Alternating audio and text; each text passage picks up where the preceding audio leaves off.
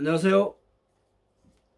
오늘의 헤드라인, 오늘의 화두, 생각을 생각하는 김관상TV의 김관상입니다. 오늘은 2024년 8월 20일 화요일입니다. 먼저 헤드라인 뉴스 정리해드립니다. 9호 태풍 종다리 오늘 밤 서해로 북상할 것으로 보입니다.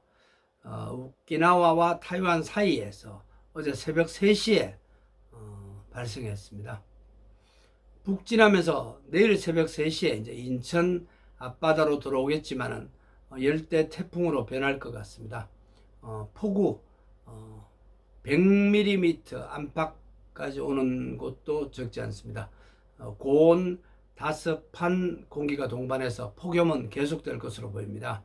종다리 북한에서 제출한 태풍 이름입니다. 우리나라는 종달새라고 하죠. 윤석열 대통령 북한 도발에 대한 총력 안보 태세를 강조했습니다. 한미연합 자유의 방패훈련 어제 시작됐습니다. 허위정보, 반국가 세력의 선전, 선동, 혼란, 차단 방안도 강구한다고 밝혔습니다. 모레 22일 민방위 훈련도 이어집니다. 북한이 날려보내고 있는 오물풍선 앞으로 공중에서 선제적으로 추적해서 처리할 예정입니다. 지방자치단체의 영상 추적 시스템 활용하게 되고요. 영상 정보를 제공받아서 군과 경찰이 공유해서 대응하게 됩니다. 수도군과 경찰이 합동 작전 공동 대응하게 됩니다. 한동훈 국민의힘 대표와 이재명 더불어민주당 대표 오는 25일 일요일 국회에서 첫 공식 회담할 예정입니다. 의제는 다시 논의될 예정이고요. 이재명 대표는 어제 현충원 참배를 시작으로 당무를 시작했습니다. 이제 민생 현안 제대로 해결되는 계기가 됐으면 좋겠습니다. 1,800억 원어치의 코카인 밀반입 국내 최대 규모 일당이 해양경찰청에 적발됐습니다. 지난 10일 서울 서초구의 한강공원 주차장에서 판매하다가 범인들이 체포됐습니다. 200만 명이 한꺼번에 동시 투약할 수 있는 분량이었습니다. 세관을 피하기 위해서 액체로 코카인을 들여와서 국내에서 고체로 벽돌처럼 바꾸었습니다. 동대구역과 경주역 사이의 KTX 선로 바퀴 탈선 사고 어제 오후 다시 운행이 정상화됐습니다. 코레일 측은 추가 보상안으로 그때 불편을 겪은 승객들에게 택시비 등 대체 교통비 영수증 온라인으로 제출하고 이러면 지불할 예정입니다. 오세훈 서울시장 2036년이죠. 올림픽 서울 유치 위해 노력하고 있다 이렇게 밝혔습니다. 12년 뒤네요. 정우택 전 국회의원 돈 봉투 수수 의혹 받고 있는데 어젯밤 늦게 구속영장이 기각이 됐습니다. 어제 영장 실질심사 과정 거쳤습니다. 충북경찰청은 청탁 대가로 700만 원 받은 혐의였는데 도주 우려도 없고 혐의가 잘 입증이 되지 않은 것 같습니다. 김건희 여사 고가 가방 의혹 사건 서울지방검찰청, 중앙지방검찰청이죠. 수사심의위원회 소집 요청에 대해서 받아들이지 않았습니다. 중동에 급파된 블링컨 미 국무장관 전쟁 멈출 마지막 기회다 이렇게 강조하면서 이스라엘 납치 인질 구할 마지막 기회다 이렇게 덧붙이고 있습니다.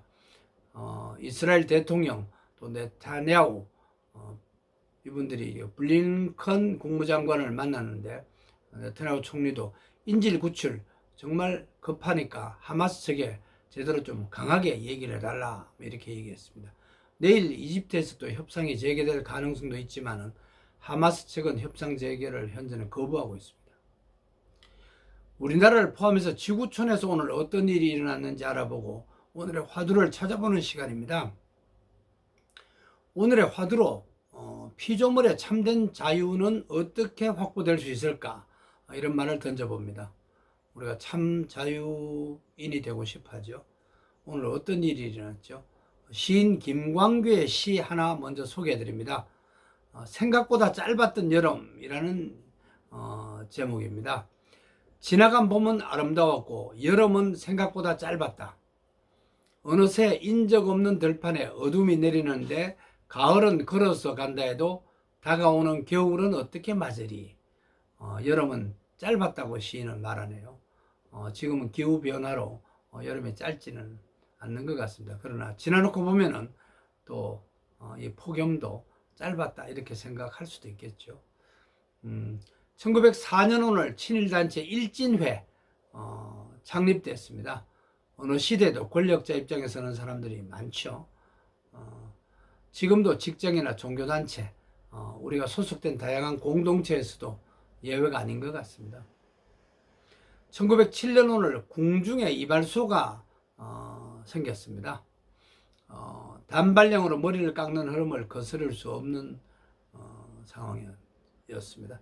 1944년 오늘 일제는 금속 회수 강령 명령을 내려서 강제명령, 회수 강제명령, 각 가정의 놋그릇도 군수제품 생산을 위해서 다 강제로 빼앗아갔죠. 원자폭탄 2개로 결국 손을 들었습니다. 1993년 오늘 우리나라에서 처음으로 대학 수학 능력 시험 수능 실시됐습니다. 31년 전이네요. 여기서 말하는 수학은 산수가 아니죠. 한자 같은 수학입니다. 같은 날인 1993년 오늘 경부 고속철도 차종 프랑스 떼제베 선정됐습니다. 2015년 오늘 대법원은 불법 정치 자금을 받은 혐의로 한명숙 전 국무총리 징역 2년, 추징금 8억 8천만 원 선고한 원심을 확정했습니다. 전직 국무총리로는 처음으로 구속됐습니다. 오늘의 역사, 외국에서의 사례 몇 가지 소개해 드립니다. 1915년 오늘 매독 병원체를 죽이는 특효약 살바라산 606호 발견한 독일 미생물학자 에를리히 세상을 떠났습니다.